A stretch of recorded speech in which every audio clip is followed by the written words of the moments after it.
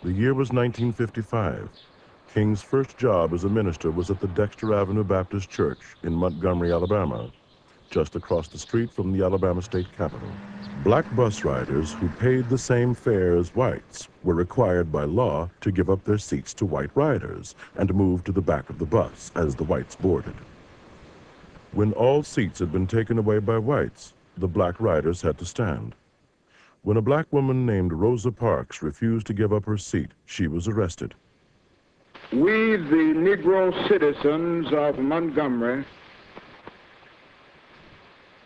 have been engaged in a nonviolent protest against injustices and indignities experienced on city buses. On Monday, December 5th, 1955, there were no black passengers on the buses of Montgomery. That night, a committee was formed to carry on the momentum of the one-day boycott.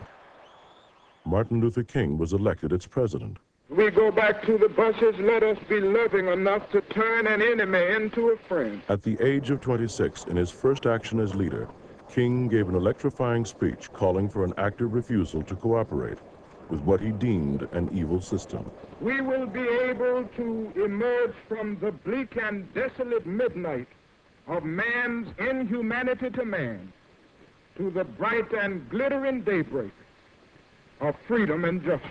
For Dr. King, the key to victory would be in never resorting to violence.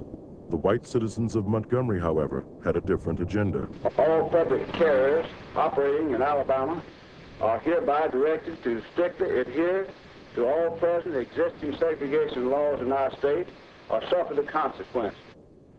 More and more blacks began carpooling to ensure the bus boycott would succeed. We, the Negro citizens of Montgomery, Alabama, do now and will continue to carry on our mass protest. It is trite but urgently true that if America is to remain a first-class nation, she can no longer have second-class citizens.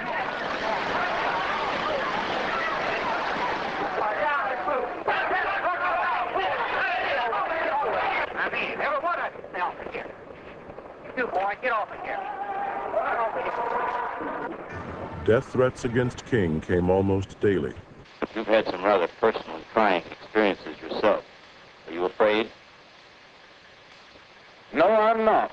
My attitude is that this is a great cause, it is a great issue that we are confronted with, and that the consequences for my personal life are not particularly important.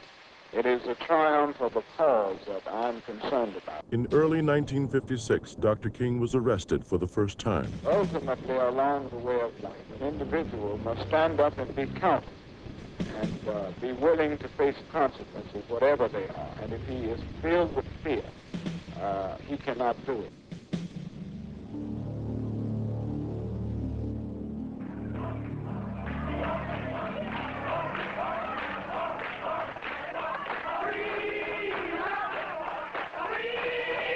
The attempts to intimidate King and his calm response accelerated his rise to true leadership in the black community. We feel that this protest which we are involved in is constitutional. And to deny us that right would be to deny our constitutional right as citizens of the United States of America.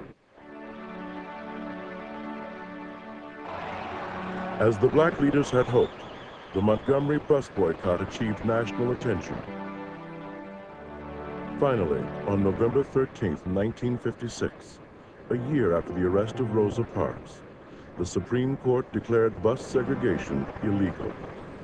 Dr. King had demonstrated his skills as a leader and had experienced his first triumph in the fight for equality. This is the way that we will get out of this dark night of oppression and make of this nation a better nation. It means that we can stand up, allow the opposition to know that we will not accept injustice. We will stand up against it with our line, but we will never stoop down to the level of violence and hatred. And we will come to that point, and we will be able to convince him that a new world is emerging.